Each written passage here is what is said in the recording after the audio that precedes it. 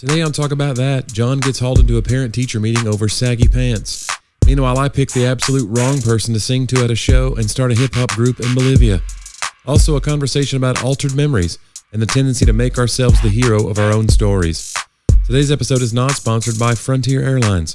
Flights start at $39. Seatbelts cost extra. Let's go. It's another Monday. That means it's time for Talk About That. I'm your host, Jonnie. Here as always with my co-host, John. Hey, that was good, man. You like that? That was a good intro. Yeah. I don't know. You're a natural. We take it again. No. Could have been better.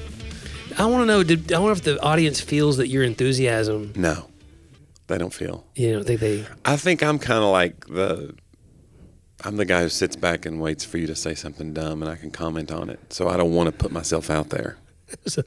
You get a lot of opportunities. There's a lot of dumb things that I say. No, yeah. So when you start, I'm like, I don't want to. I noticed, by the way, that I'm wearing the same shirt this week as last week. I think about that sometimes too, that I've got a rotation and I'm like, what if it happens to fall on the same day? And it's like, these guys just sit in a room and film. Does Jonnie have another shirt? Well, at first I was worried because you were wearing a black shirt last week and it had a white sort of graphic like that, but it's different. Yeah. But when these clips come out, they're going to look very similar to last week. So, nobody cares, John. No. They care about the quality content and the words that are coming out of our mouths. Well, there's a lot of people that watch the clips. Like if you see the they reels, have been. Yeah, there's, usually the one that was put out this morning had 2,700 views immediately. You know what I'm saying? There's thousands. Guys, we're winning. It's fine. It's okay. It's thanks for watching. And thanks for you got to share those if they're not. It would be very helpful. By the way, if you wanted to listen to all of the archived episodes, go to talkaboutthatpodcast.com. We usually wait till the end, but then people have already fast forwarded and they're done. Right. So I snuck in an ad for the show that you're already listening to. But I just am telling people, like, if this is your first listen, you can listen to all the episodes for free. So where you get your podcasts. A lot of you are doing it. You're going back to the archives because our downloads were pretty high with one less episode. I wonder what our most listened to episode. Have you ever looked for that? I have. What is it? I'm afraid. I don't recall, but I have the data. It's not like controversial or anything? Because sometimes we handle something. I don't think so. Okay. It's probably the silliest one. We get silly sometimes. Occasionally. At what age is it okay not to be silly anymore? I think about that as a comedian because I think there's the old thing about I went to my mom and I told her I want to be a comedian when I grow up, and she said, "Sweetie, you can't have it both ways." So it's like sometimes you do a job to keep from growing up. Yeah. Which is, a lot of people would say that I'm deflecting. I don't want to get old, but I just wonder, like, is there a limit to when you can be silly? Like, obviously, when you have kids, it gives you that opportunity to be silly. It's an excuse to play with toys again. Yeah. I see grown-ups doing that. Yeah, I got my son some Legos. And it's like, you played with Legos for 6 hours, and that was being a father for the day. But you wanted to play with Legos. And that's cool. That's so awesome. But I think you get to a certain age where people just go, be serious. Like, you're told by society, be serious. I don't know if you're told by society. I feel like life calls for it. Yeah. Like when you're trying to advance like your family's security, stability, your planning. For me, it's all about the planning. It's, and just the running around to make it all work. Yeah. It is hard. It's hard to be silly. I told you whenever I was kind of interim youth pastor there while we were doing our search before we hired Jake and Abby, I was doing the Wednesday nights. And it came back to me. Yeah. Like the PJ. You got back in the... Yeah. Like, because they used to call me PJ, Pastor John. And, like, I sat down, and it was so familiar for so many years having done it that I was like, hey, gang. Hey, what's up, guys? Let's rap about this for a minute. Turn my hat around backwards. I don't know. It was very like... I want to get down on your level. Can I, for just a second? I don't even feel like... Do you feel like they responded? I do. Was it just that... I do. You got a connection. Your ability to connect. I knew enough not to, like... Yeah. Try to act like it's 2005 anymore. That's a key, I think, for kids is, and I don't consider myself somebody who has a huge connection with kids. Like, I did a couple of youth events this past weekend, and I was even telling you that, like, I'm not there yet, but I think I'm getting to the point where I'm like, I can see generationally it's going to start to be a problem eventually. Yeah. The connection. Like, I can see the edge of the hill where I'm an old person to them. I think that you could never discount the impact of just engagement and kindness. But that's what I was going to say is like not pretending to be a cool guy. Oh, that would have been really important to just be yourself. Like I've done some rooms before where it's a 90% black audience. Yeah. And you see like 2 or 3 white comics on the show and then like 5 or 6 black comics on the show.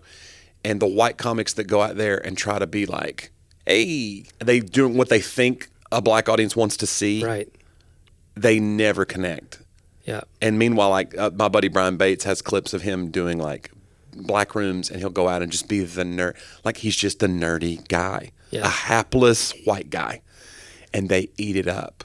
It's like a safe window into white culture. And that's what you kind of are looking for in comedy when you're seeing like other races or other cultures.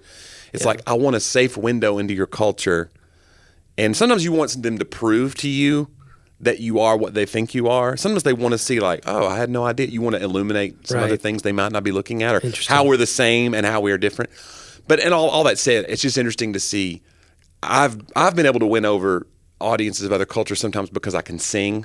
Right. Like if I go to a black church and I whip out the guitar and then I hit like a high note, it's like it's over.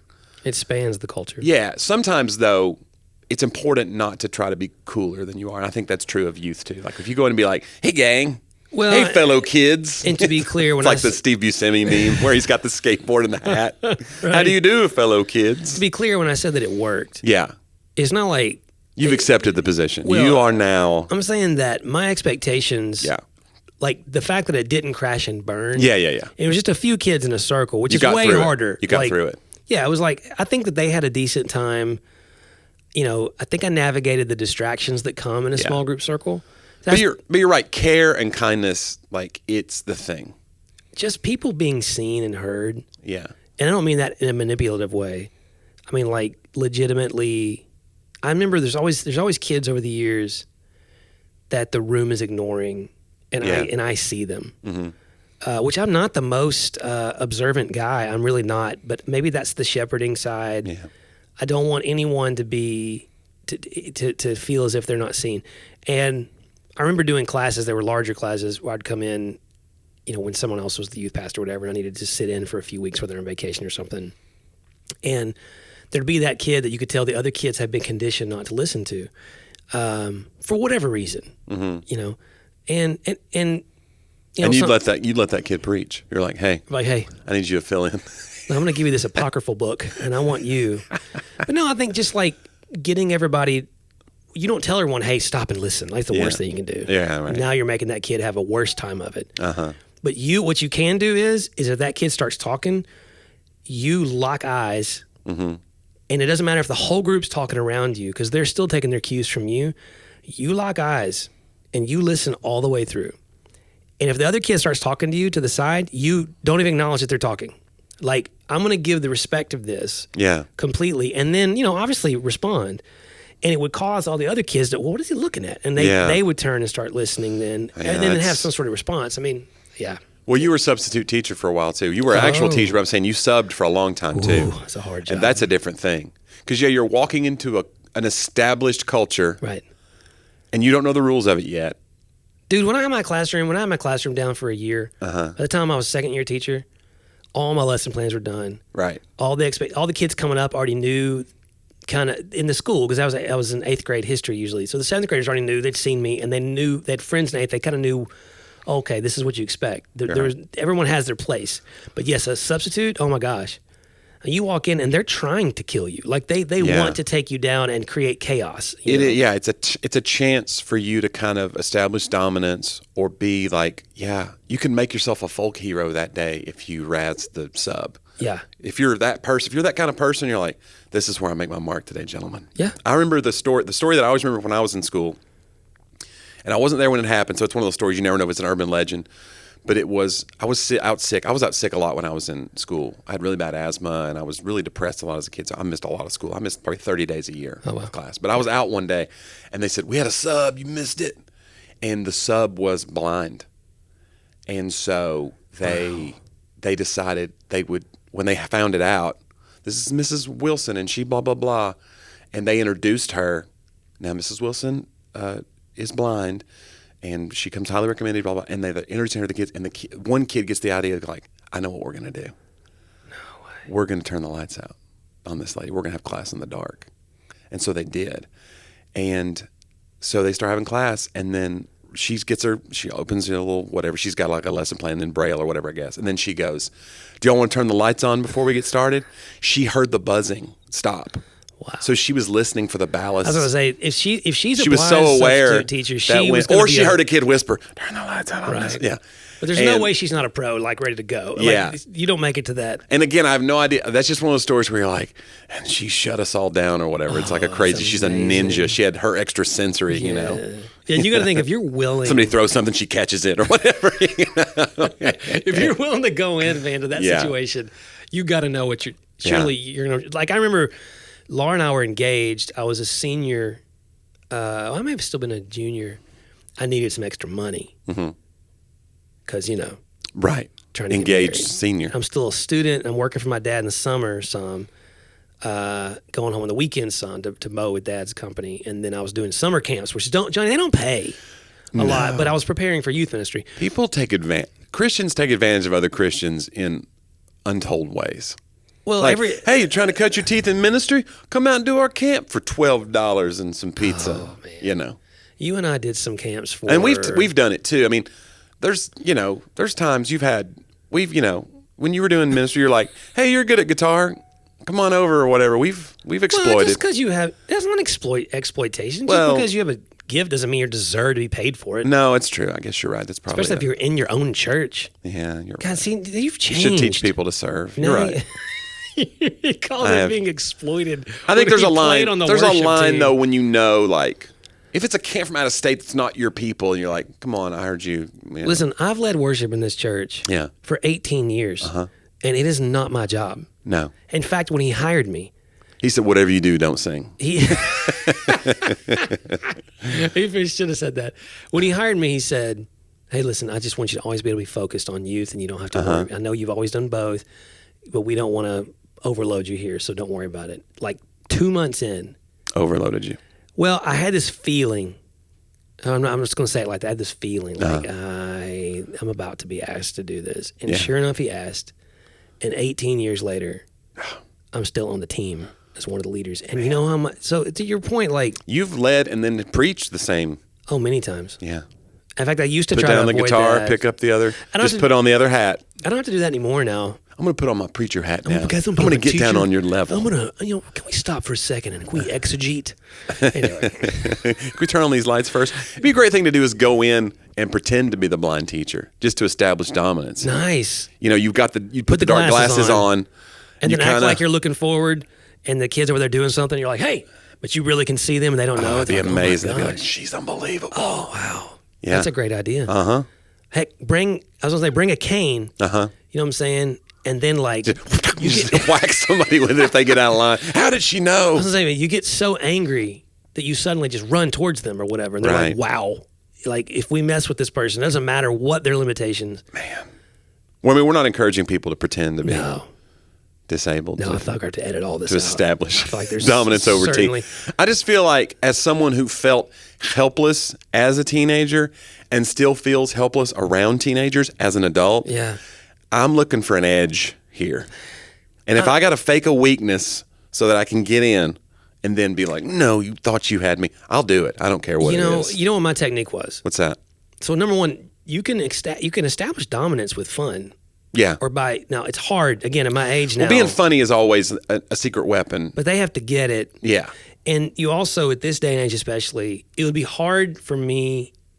I have to be careful around kids not to, as I'm trying to be funny, to elevate myself and then to make them look stupid. You can't roast them because you never know if it's a sensitive kid. Because I would do that when I was in the 1999 and 2000. I'll be in a classroom and some kid challenged me. I mean, it wasn't like I was mean necessarily, but if you came at me, well, and the standard of mean changes. What's not mean to you could just be, I can't believe you eviscerated my child. Yeah, and it wasn't like I yelled at him, and it wasn't like I got the whole class to laugh at him. Right. But I let them know, hey, listen, if you're going to try to say something disrespectful. Don't start, won't be none.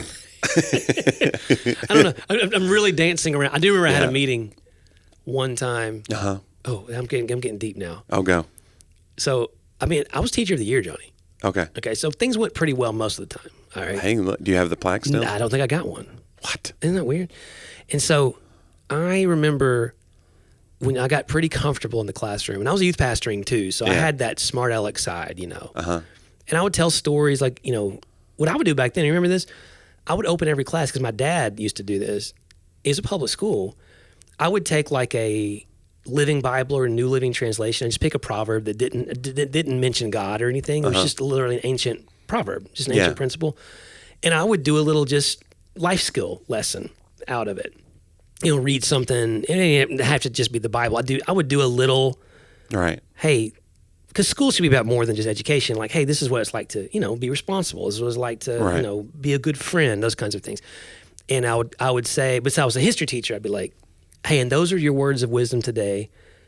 Words of wisdom, WOW. Now let's get into this math. And I'd say, and then you guys say, and I'll go, wow. For words of wisdom. Words of wisdom. So like I had these cues, and if I didn't do the wow, they'd be so upset every day, because mainly I wasn't teaching, so they didn't have to learn anything except. But they just had to be ready to say wow when you were done. Right, but they would usually, you could tell. You could tell if they were. No, they were. Yeah, there's some kids who were not, but you could tell the kids. But it's like it's a cultural thing. Yeah, it's like it's groupthink. You're teaching them to be together on something, and you're teaching them to, that's and fun. life skills, what we called them back then, was a big thing in education. Like you had to do all kinds of continuing education about, you wanted kids to learn, things beyond just the classroom, curriculum.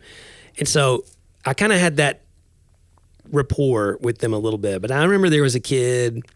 Gosh, I'm just gonna tell it all. No, I can't. I don't think I can. You can tell? You can't tell it? We were in the foothills of the Smoky Mountains. Yeah. Yeah, I'm ashamed. Guys, I'm telling you this, and I'm ashamed of it. Oh, wow. That. Okay. Do I know this story? Yeah, probably. Okay. And there was this kid, and he was always like defiant and getting in trouble in every class kind of thing. And he'd try to push the boundaries. And several of the kids, but he was this kid, I gotta be careful. I'll just edit if I have to. So he sagged his pants, which was against dress code. Right. And you're supposed to enforce dress code. And so this is, again, probably not the best approach. And he was like always kind of up, pushing the boundaries. You gave this kid the wedgie of his life. So I just, I remember I gave a talk one day, and it was that I didn't call him out. I was just like, guys, I don't know if you guys know, but you live in Blount County, Tennessee, right, at the foothills of the Smokies, right smack dab in the middle, basically, or at least the edge of Appalachia. You're not in a gang. And so some of y'all are like walking around like that. You're trying to access gang culture, And I don't get it, because I don't know if you know where we live, but none of that exists here. Yeah. But I think I was probably a little more smart alecky than that. Yeah. The kids kind of giggled and laughed and stuff. And something. So I get this parent sets up a parent teacher meeting with all the teachers and the principal. Right. And now, what was going? I was terrified, because she let me know, like, I want to know what exactly you meant by gang culture. So like she had this, she was coming after me. I was like, oh man. And so I was terrified. Right. And went into that meeting, and I was like praying about it. Did you come in with saggy pants just to show solidarity? Right. Well, the good news was she opened the meeting at this table of teachers, and he'd been in trouble in everybody else's class too, so that played to my advantage. And she was like, "We're going to get to this," and then she pointed at me and said, "And we're saving you for last." I was like, "Oh man!" The principal's in there. I was like, "Oh dear, here it comes." So she starts going through, and at every turn, whatever her kid had told her the teachers had done, when the teacher told the real story, the parent was like, she'd look at him like, "You did what?" Like it was real, Yeah. So by the time she'd been getting the good version from the kid, but I still thought, I'm not gonna be able to get out of this, because I was kind of smart alecky to the kid, This is and Jonnie, I'm not gonna say that the Lord did this for me. Okay. I'm just gonna say it happened, and I had prayed about it. Yeah. Because I thought, I'm not gonna be a smart alecky moving forward. I'm gonna learn my lesson on this. Yeah. And they got to the teacher before me, and the secretary came in and said, called the principal and said, "Hey, you got to come out here." And the principal got up and left. Yeah. And so when the lady turned to me and started asking the questions, I explained myself, but the principal was nowhere around. The person who could get me in trouble for it was not there to even witness it. And it all just kind of diffused and went away, Wow. And I was like, I literally mean, like... Do we know why he got called out of the room? It was a she. Oh, do we know she? Oh, wow. Of course, I've assumed that the principal's a man. Jeez, no, I had no idea. I had no idea. But you had Laura call. You had Laura calling a bomb threat so that he could go she could go investigate that and be like. I just remember thinking, whoa, Yeah. I'm going to be a little, just, Do you think it would have gone differently if the principal had been in there? No, I think at that point the kid had already been discredited so much. Right. But I was going to own whatever I made. If I made a mistake, I'd own it.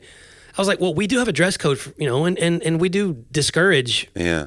I think it was valid, but I had probably gone a little too far. It is interesting though. Like, no, you're right though. Knowing what a kid's limits are for like you challenging in them something or just like your tone.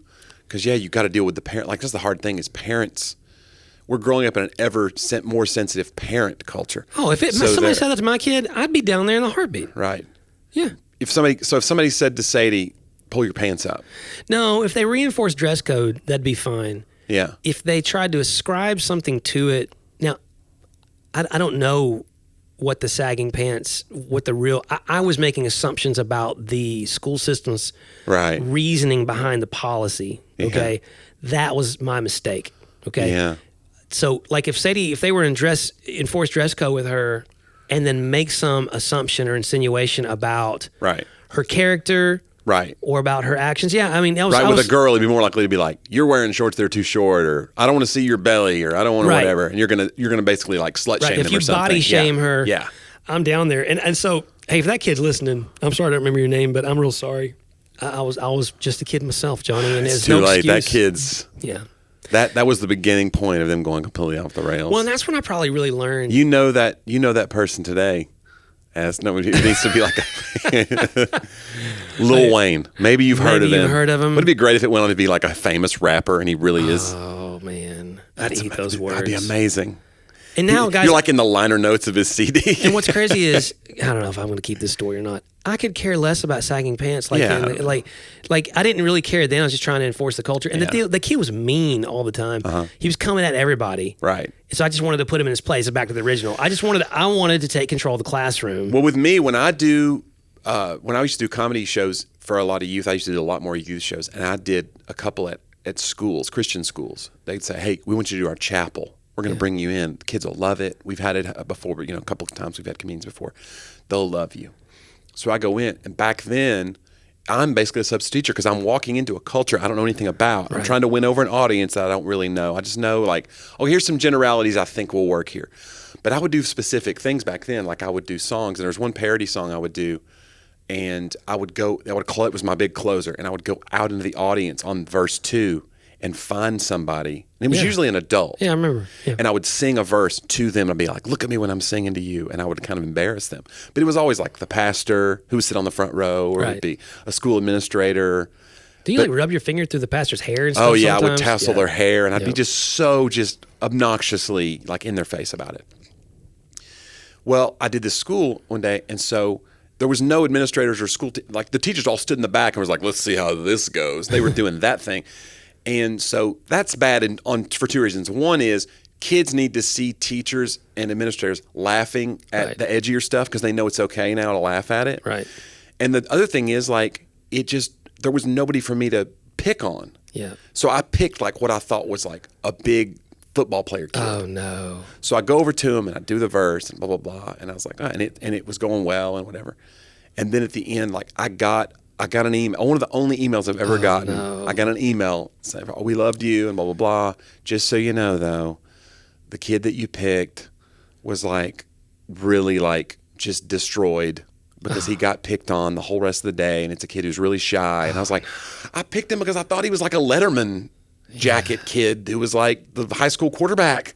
No, that's not him. He was mortified that he got singled out, and I was just like, and I literally had to like send that kid like a Facebook message. "Hey man, thanks for being such a good sport during the show." I tried to like not play it off like an apology, but I was like, "Hey man, it was great." And he, "Oh man, all good." I loved it. But yeah, evidently it did not. So I just guessed wrong, but and I stopped doing that bit really. I mean, those are all reasons I stopped doing it, but it just kind of worked its way out of the act. But it was you never know. Usually if you pick the pastor, it's going to go great. Oh, you're good. One time I started doing the hair thing.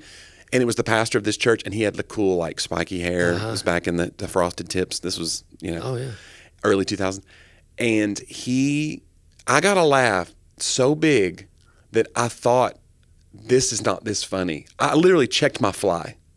The laugh was so big, I thought they're laughing at me. Yeah, it was one of those laughs where it's like, okay, right, I'm the joke now. But there's something about the hair you didn't know, probably. This guy evidently was like obsessed with his hair. Nice. And it made its way into his sermons about, I'm having a good hair day. And so when I went out there and started messing with his hair, the crowd just knew that Pastor so-and-so was obsessed with his hair. And so I don't think I've ever gotten a laugh that big. Wow. So I was like, something's wrong. Something's getting ready to happen. This is not normal. Check my fly. I did. I went, okay, what are we laughing at here? Yeah. This does not get this kind of laugh. Maybe the Lord knew I couldn't handle the hair. You know what I'm saying? Maybe that was going to be... Well, if it's a bald person, I would go... I would cut up. I would record scratch their head. You know what's weird, though? These stories, though, have triggered this... So, like, I've made the comment before that I think sometimes being a youth pastor and a teacher as well were probably the only jobs I was ever really good at. Like, I really felt like myself in those Better seasons. than weed eating, John? Well, I'm actually pretty good at weed eating too. John, I think you're good at a lot of things. No, I'm just saying though that's the job that felt like it felt like all of your skill sets engaged, and it felt like it worked and it was important and it helped people. Right. Not that weed eating doesn't help people. No. It's not important, but it's fun. You know, there's a lot of drama in it. Yeah, it's not that, but kids are. I think this is what I miss about teens versus doing adult ministry. Yeah. Like, I would create experiences because they want to go do it. Yeah. So you got to think, Jonnie. Think about it. I was looking at pictures, by the way, because it was your birthday yesterday. Yes. Happy birthday to Jonnie. And Hooray, so guys. If you guys follow me, I posted a bunch of pictures of me and Jonnie all over the world, all kinds of different things we've done. And as a bunch, I didn't post. Yeah. Because obviously you're limited. But there were a lot of like student leadership retreats. We used to call them overdrive retreats, where we're both in some T-shirt that I made up, that Jeffrey designed, and that we, Jonnie, we had dozens. There was a sideways hat in a lot of those that I was wearing. Like, I think I took on a rap persona. We did a rap thing. Several of that those. was in Bolivia. Yeah. By the way, we did a rap with like a little music break in between, like a little hey now, and I was It was for the Bolivian Hope Center. Yeah. And so I called this Run BHC. Do you remember this? I was Run BHC and you were Save Your Save. That's right, Save Your Save. But we made these little like tin foil on a paper plate because we didn't have any. All we had was what was in the house of the missionary. In a foreign country on the last night. Like, so I made like a little huge Flavor Flav clock out of tin foil in a plate. And if you look, by the way, there's a picture of me and you standing on bricks that were being laid at the Hope Center. Yeah. Writing the song. Right, writing the song for that. I can't tell you how many times that we did this in Miami. Remember at the his house in Miami, the kids center there, the children's home. We wrote a song there too. What was that one? It was a rap one too. Yeah. So it had rap in it. Almost everywhere we went, we wrote a song. So forget what I said about trying not to just embrace urban culture just to be cool. Well, we were being ironic. Obviously, we were being like, hey, here's two lame white guys trying to rap. Right. Yeah, that's the biggest part of the joke, yeah. God, I remember some lines from that Bolivian song. It was a tongue twister in parts. So we had the pastor down there, his name Freddie. Right. And he was a dangerous driver. Well, it's not just that. You have to be a dangerous driver because everyone's aggressive in Bolivia. It's all like roundabouts and no rules. It's a lot of near misses. Yeah. And thank God we didn't get killed. Right, because we're every all day when you're just going to the work site, you almost die 5 times. Because you got 7 people in the back of a truck. Yeah, like and you're just being sloshed hither and thither. Yeah, but all of you parents who sent your kids with us, it was totally safe. Totally safe. It was fine. But I remember it was like we ride with Freddie. He drives like Mario Andretti. Are you ready? You'll be throwing up spaghetti. You'll be nauseous. Man, we urge you to be cautious. And it's the rainy season, so you better bring galoshes. Yeah. To the Andes. Yeah, I don't remember the report. Ain't no room for pansies. Maybe. It got a little... Watch your something, alpaca gonna stampede. Yeah. I can't... Anyway. And they did, Jonnie. They did. The alpacas. Alpaca are everywhere. I did a sermon I did one of the devotions that day, and at the Bolivian Hope, at the thing, the daily, and I talked about alpacas, about how, like, they look so dorky. Yeah. And then we were on the mountain. We were going up. Remember when we climbed the Andes and the alpacas are just like, they're looking at you. They look so ridiculous. Yeah. And then they just like, when the truck came by, they just took off running and they ran straight up a hillside. Yeah. and they were like literally like perpendicular to the hillside. And I was like, oh. And it was like, I think the message was something about like God's gifted you with whatever. And so you may not fit in your current whatever, but then the thing he's prepared you for, you'll have the skills to, I don't know. Yeah. And they were like, wow. When I was done, they were like, wow, can we eat now? They were ready to, it was lunch You remember break. our favorite meal? Well, there's 2 favorite meals in Bolivia. I don't know. Well, The night they would go, there was a Chinese restaurant in town. they had Chinese. It was like heaven. Chinese food in Bolivia was some of the best Chinese food I've ever had. No, we were exhausted Yeah, that's true. and been working all Maybe day. if I ate it just in my regular life. It was so good. And then they'd take us to that steakhouse that last That's night. And the right. steaks were huge, and you had Yeah. But I was looking through all those pictures, man, and it was just like this. Those previous stories. There's a part of me that looks at it and goes, "Wow, we were in our element." And I don't look back at like I want to go do it again. It's not that at all. It was a great season. I'm grateful for. Yeah. That's it. I mean, I love the season I'm in. It's different and all those things. It's not worse. I mean, dude, having a 13-year-old daughter is like a blast, and I love where I am. But then I look back and I do over time. It's one of the reasons, by the way, that I wanted to start a podcast. Was there's a lot of things I wish I could do differently or say differently to those. I mean, guys, there's thousands of people over the course of that 15 years, thousands that walk through, and right back out. They were like, nope. And they were like, huh? we're out of here. And I sang to a few of them and tousled their hair. That ran a few off. But I think there was probably a time where I don't know. I don't know. They say hindsight's 20/20. I don't think that's true for me. I think I remember myself differently than maybe things were. Sometimes I'll come to you I'll come to you like, dude, I can't believe I was like this, and you'll be like, you weren't like that at all. No. That, And there's somebody with there's a podcast I listen to called Smartless, and they had Bradley Cooper on, and Bradley Cooper was talking about how he's been in therapy, and he said only like in the last year and a half has he started to like come around and have a real self-esteem that's not based in his accomplishments. This is the guy who's won Academy Awards. Yep. And he's like, when you start thinking about your childhood and it's like the story we tell ourselves about ourselves is so important. Yeah. And you have to like extricate yourself from your own memories even. Because he was talking about that. He goes, you have to understand what your childhood really was. Otherwise, you're living in this story of what you think your dad and mom did to you. Right. And then you could tell that story to an aunt and they go, that's not how that happened. Yeah. You almost set the house on fire that day, don't you remember? And you go, no, I've been thinking this whole time that I was this big like victim. And I'm not saying there's not real trauma, but I think there is this need, like when you take a memory out, like what science is saying about memory is it's not like this database. Right. Where you just pull out a blade server and you go, oh, this is exactly what, and I put it back.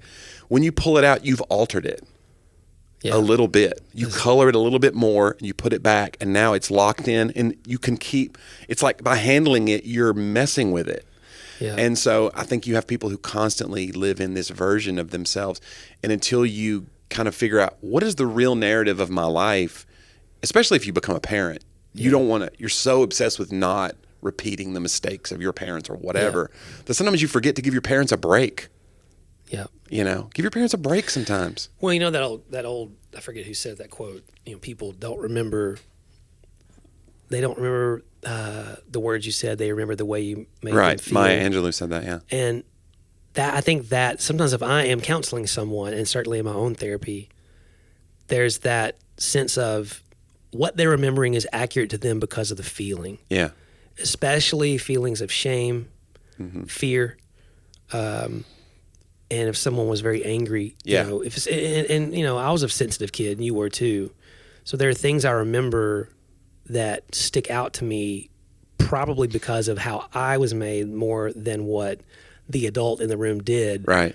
You're right, guys. Let's be clear. There's a lot of times adults are crossing major lines. And adults do blow it. It's just that thing of like, I feel like we're in a time and culture now where people go. This is not true of every therapist, but sometimes people go to therapy to figure out who to blame for their lot in life, not to how to get better. Yeah. Like, I want to figure out how to process this trauma so that I don't pass this on. That's a healthy way to go to therapy.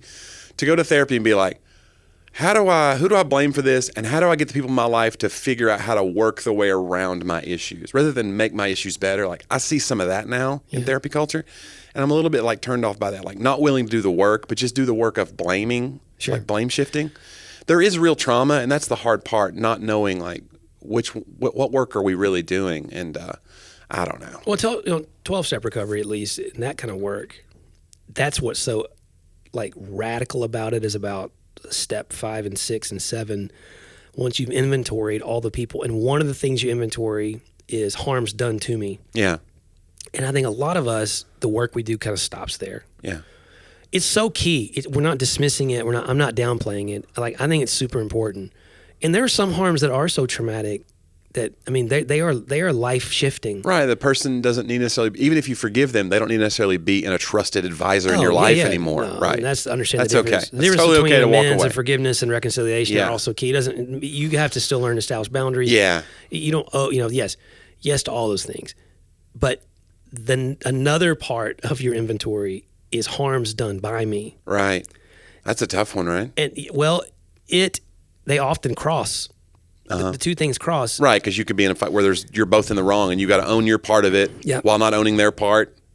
You have to own that even if their part set this thing in motion, that your reaction is still your responsibility. Or as we say to kids in the old days, your response is your responsibility. Yeah. Like, that's not just to a lot of us. And I think especially when I look at kids, there is a balance there to go, hey, I understand why you reacted. There were things I made amends for that the action that I'm making amends for on paper was right. You want to retract your amends right now? No. You want to go ahead? There were times that I've made I want to issue a statement.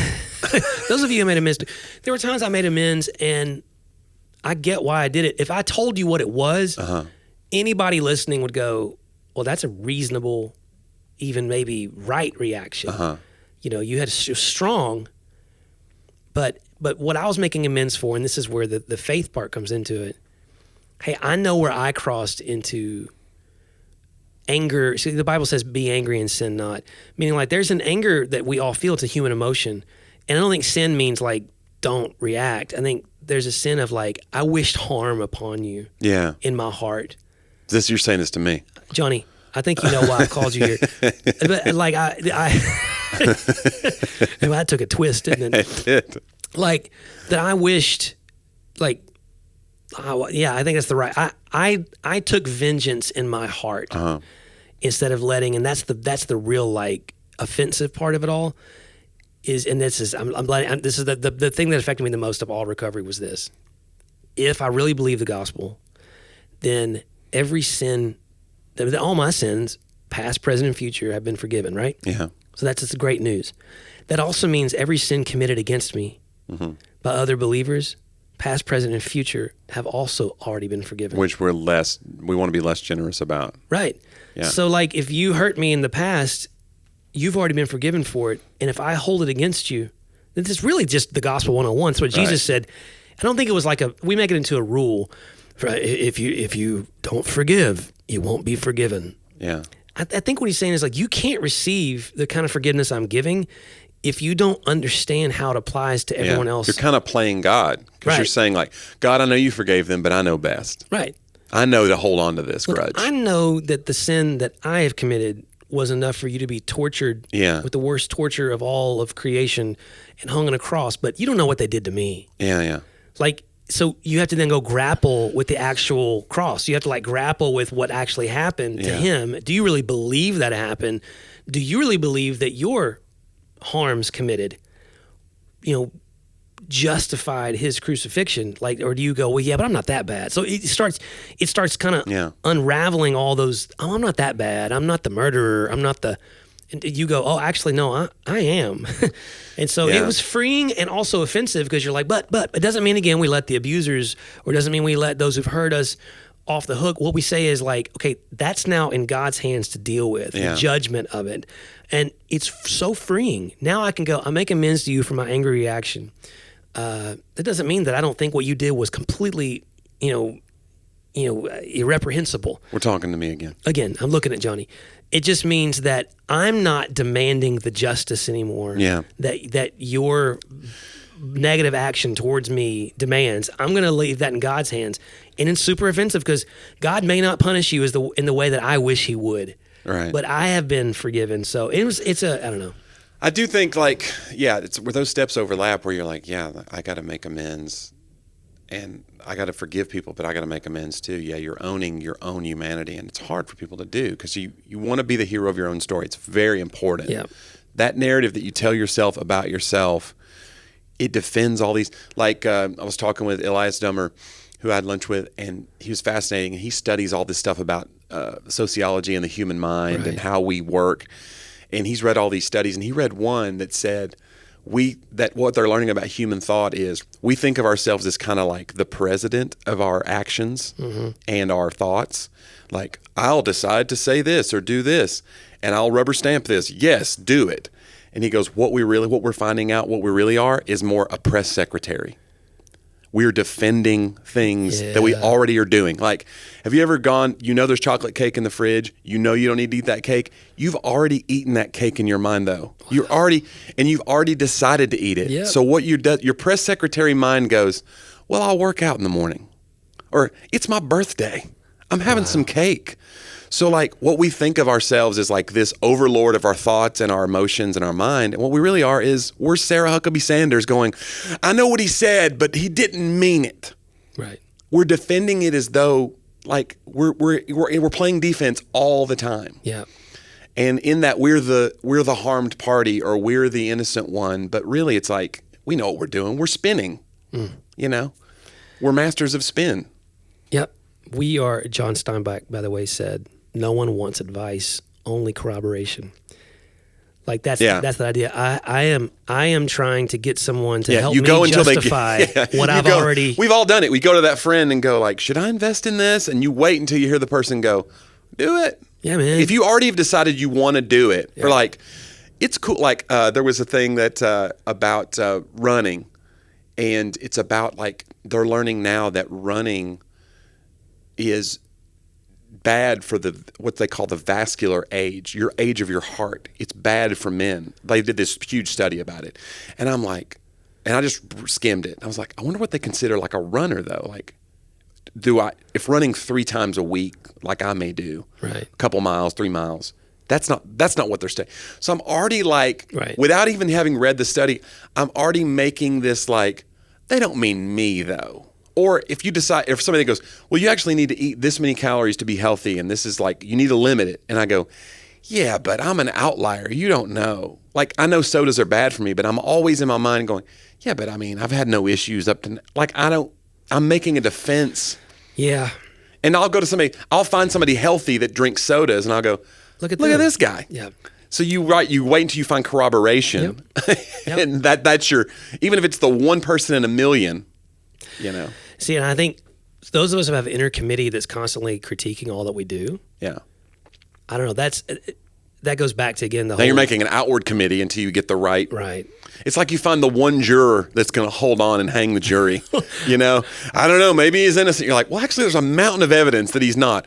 I don't know, though. And you're like, that's my juror right there. I got him.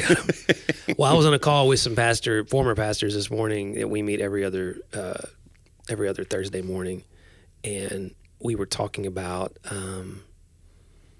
something in my life, and they know me now pretty well. Yeah. And I said, I've made this decision, did this thing, and I'm feeling a little, I'm being vague on purpose.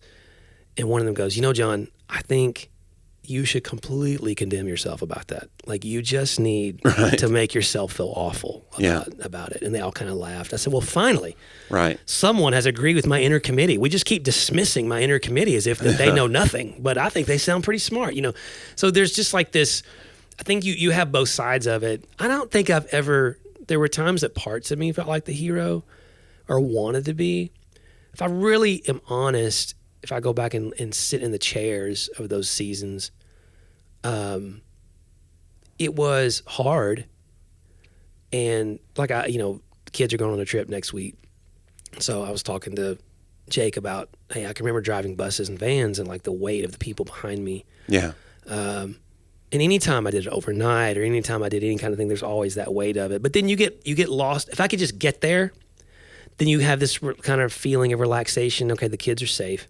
Let's enjoy the trip now, and then you're going to have the thing, someone knocks on the door at 2 a.m., someone's in trouble, someone snuck out, someone this. So again, that goes back to my trick I didn't say in the beginning.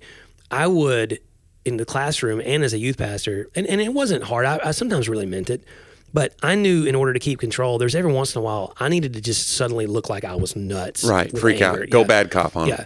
And just do it, and then immediately switch back to like, all right, guys, and then and make them feel, is he okay? Like, can he just do that anytime? He's like, yeah, I can. So don't make me snap. Right, yeah, don't make me snap. And if you don't make me snap, I'll be the most fun teacher and youth pastor you ever had. But if you cross this boundary, I will push you back across it. Yeah. Not literally, guys. I didn't push any kids. No, we're not talking literal.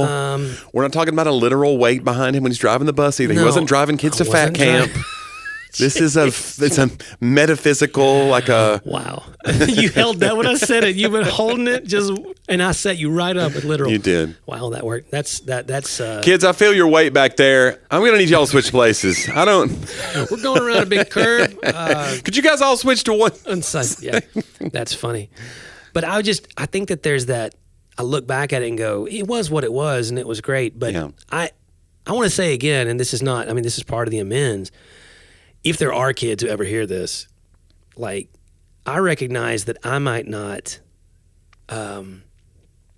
agree with, like you said, the accuracy of the story. Yeah. But I now feel, I guess, empathy towards the feeling in your teenage years that you may have had under whatever happened in my ministry. And so I would like to justify. I like to be like, well, we didn't do that. We loved kids a lot. And we did. And all those things, we tried to do it right. But just like a classroom, still made mistakes, just and like it's okay. parents, Yeah. like there are kids that are hurt out there or carry some wound that I'm a part of. Right. Though I tried with everything inside not to be.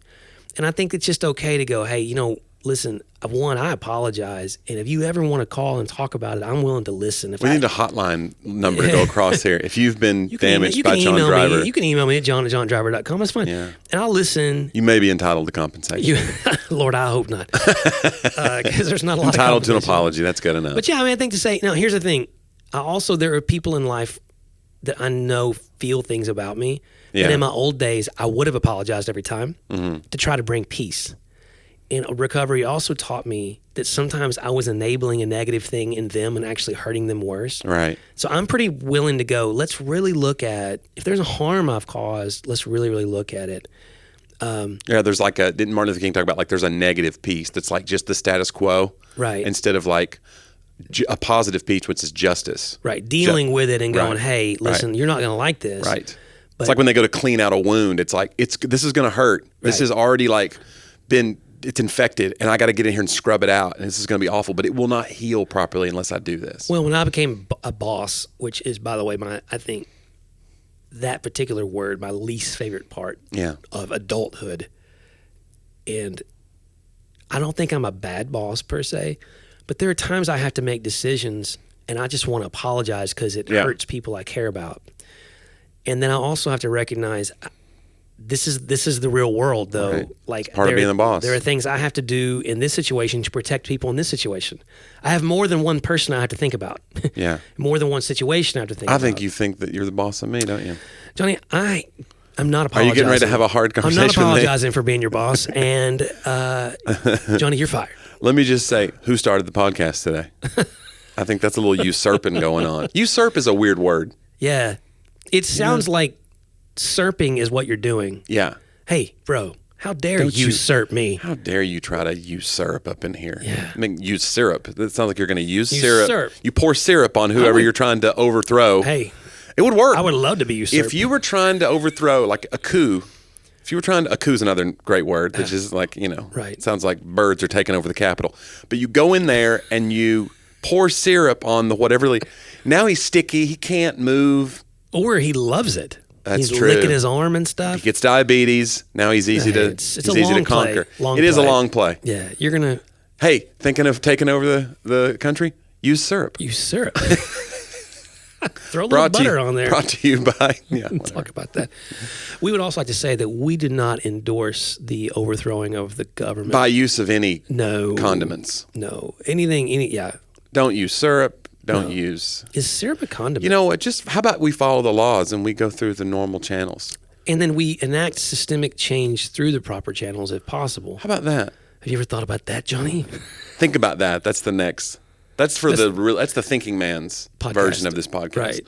We talk about that, but it's just verbal diarrhea. When you want to think about it, go to Think About That. Thinkabouthatpodcast.com. Where I bet we really could start the zero next one. archived episodes. What if we a spin-off? What if we started a new podcast and we sunsetted? That's a nice way of You like saying that? it. We're going to sunset this podcast. We usurp this one. Right. That's what we really do. Hey guys, this has been so great. We're going to sunset it. We're going to retire it. We're going to And then another uglier podcast appears, like a mythological creature. We've lopped the head off, and another one just appears. Oh, that got dark. I was thinking more like we just relaunched, knowing all that we know now. Think about that. How would we do things differently if we're starting a podcast today? And the answer is, I think we've learned. Do you think we have amends to make just from the 5 years that we've been doing this? We've already got. You and I talk about it off the air all the time. I wonder.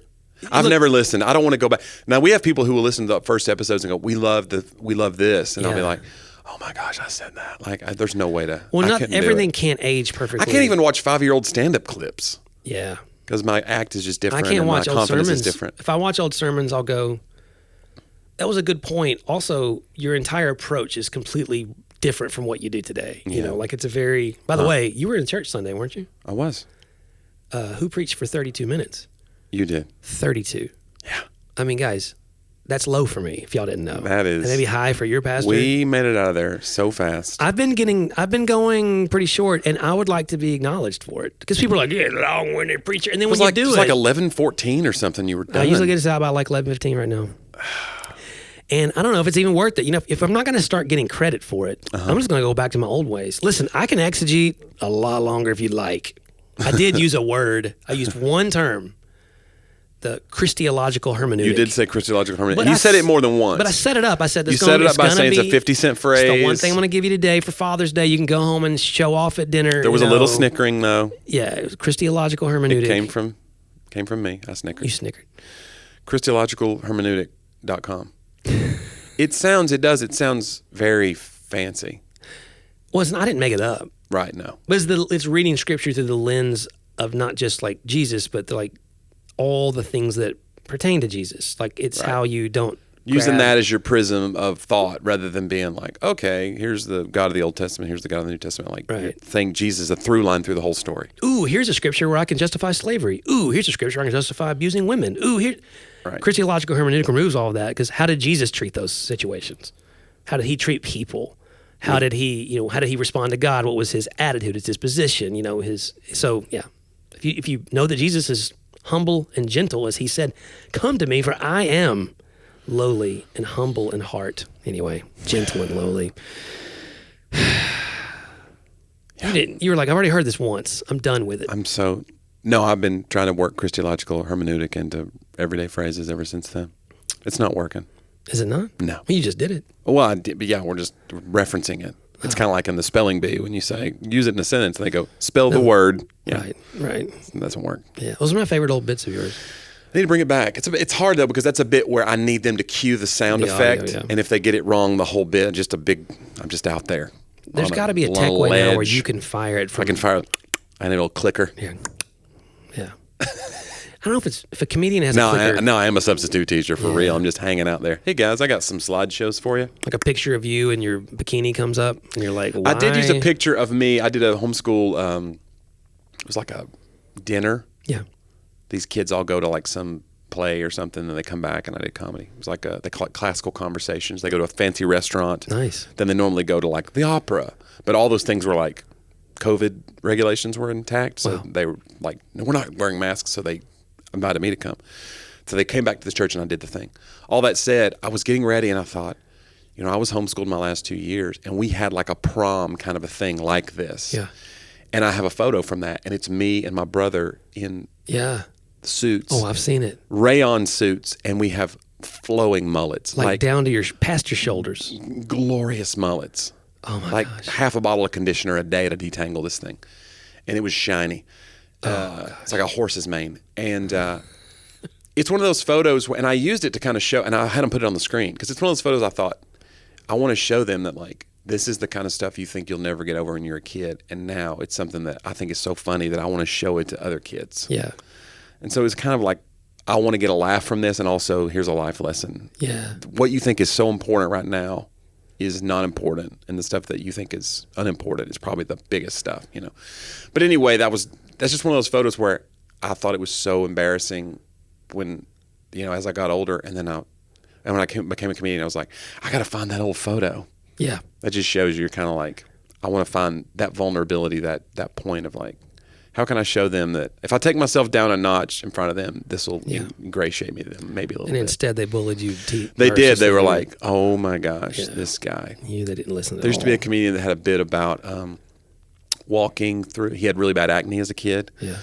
And he was a writer for Saturday Night Live named Fred Wolf. And he said, I had this horrible acne as a kid, and I had terrible like anxiety about it and self-esteem issues. And he goes, and one day I was walking through the mall, I had my head down like I normally do. And I was just like really just trying to get through there.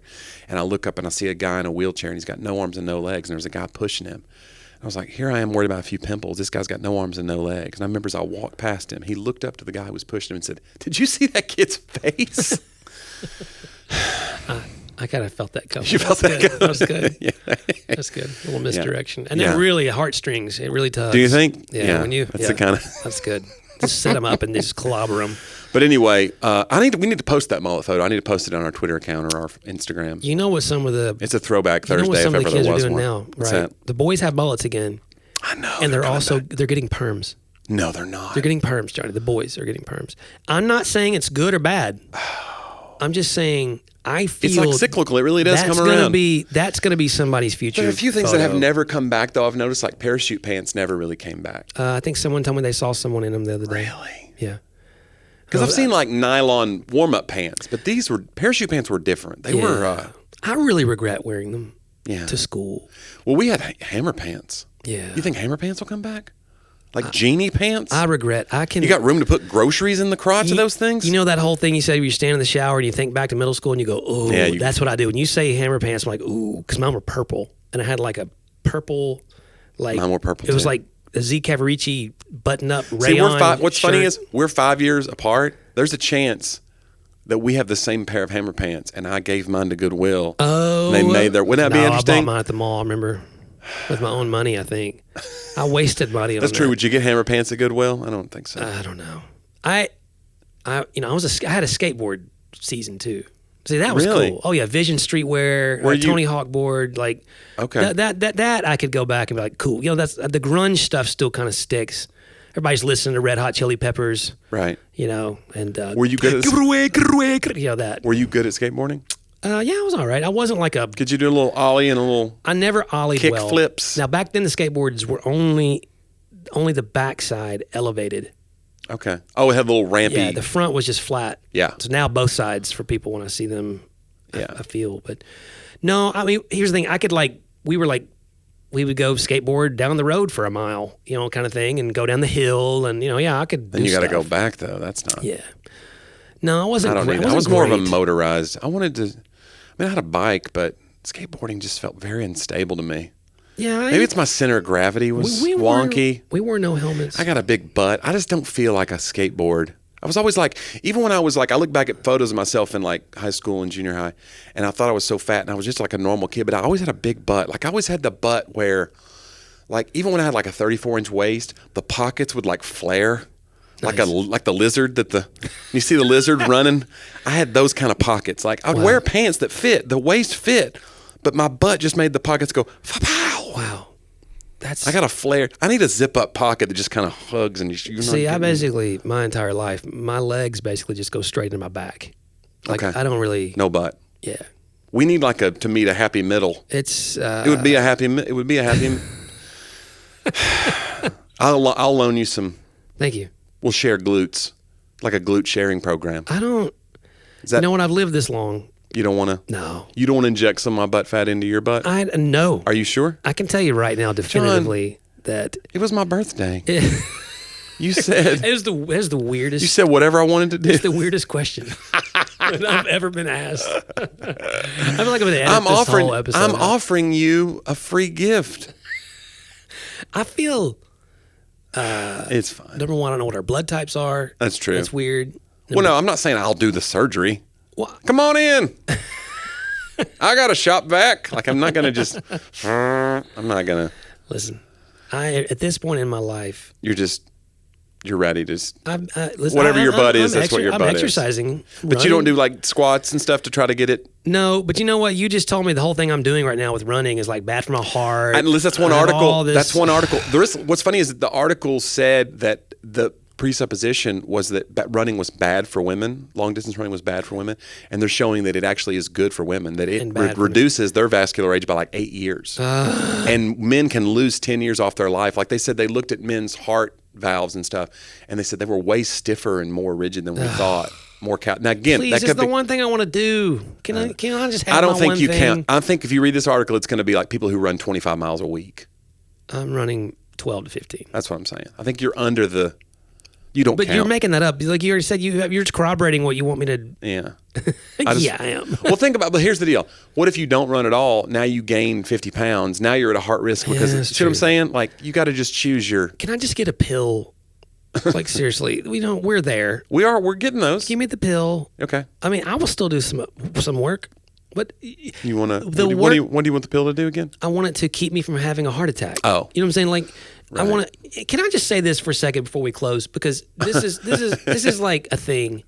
Because I have my blood drawn, all the stuff with my family history, and there's a lot of. I've been on a statin since I was like 21. I just changed statins, and now they're looking at the particle sizes of your cholesterol. Oh, really? Familial cholesterol. Familiar cholesterol is a different thing. It's like Totally. I've seen that cholesterol. Guy somewhere.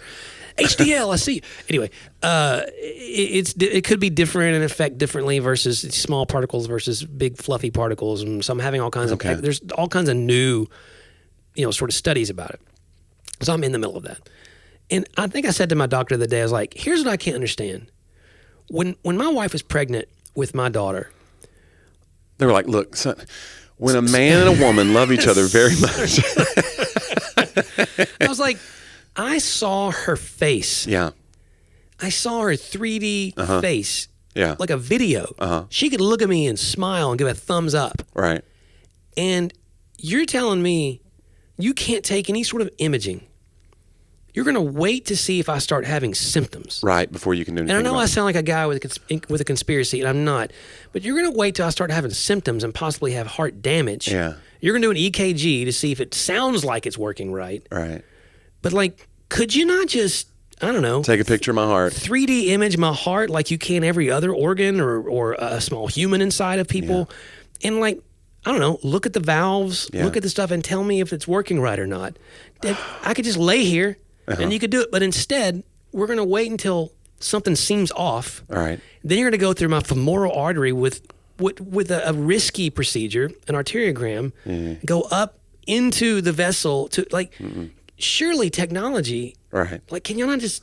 I mean, I can go to the airport, and they can do a bone scan. Basically, me going through there, they can see through my clothes. And come on, guys! Right, come to my house. I'll give you some butt fat. Jonnie's giving away free butt fat. I mean, meanwhile, they can't fix your heart. Get out of here. I know, and I know, I'm a medical Neanderthal. I understand maybe, but I just want to go, guys. Especially men. Yeah. Every man at 45, we should start scanning their hearts every year from there forward. Yeah. And then if we see a problem, then you go in and stint it before it's anyway. When I'm president, that's the first. It's going to be your whole platform. Number one. Yeah. Heart scans. It's probably not going to happen. I don't know. I mean, if you're a medical person out there. Yeah. I mean, hey, I will fund the study. How about that? With the Patreon money that comes in from Talk About That, which. If someone wanted to donate to the heart study through Patreon, Jonnie, how would they even do that? Talkaboutthatpodcast.com. All of our stuff is linked. Our Patreon account is linked there. You go to our link trees. You can find out about John's books and his upcoming releases. Find out about my social media. Follow me there. Find clips and dates. If you want to bring me to your event, I do events all the time. Come do that. That'd be great. Yeah. If you just want to send us a note, you can send that there. So, go to talkaboutthatpodcast.com. Make sure you go to wherever you listen to podcasts and leave us a rating and a review. That's great. That helps. That does. It helps the algorithm find us. The nameless, faceless, whatever. Sentient. Being that controls how famous we get. Yeah. That's okay. Whatever. It's what it is. We put itself in its able hands. Yeah. Whatever it may be. Whatever, yeah. You can also, if you'd like a free book, I gave away some more books this week. So email me, john@johnjarver.com. You're just a giver, all John. I ask for is an honest review on Amazon. And if you That's have fair. that book, and some of you, I saw your reviews this week. Thank you. But if you've read it and haven't put that review, then you've not held up your end of the bargain. Yeah, I need my Don't book. listen. John's already said that he can go a little. Don't bring crazy John out. You don't want me to. You do. I promise you, you do not want to fight him. Want to fight me. But yeah, I'm gonna get that book back. So Yeah, it's like the yeah. I'm It's just time- I'm you just need- kidding. If you've I'm not not- done your part, send the book back. yeah. Want to be totally fine. The spines I've been broken. Right. They They're like, didn't- we they didn't read read the this book. introduction. They did not read this your book. prologue was. I don't think there is a prologue. An amateur log. Hi-oh, is he right? Hey, guys. Of course he's right. And he'll be right again next week when we join you again on Talk about that.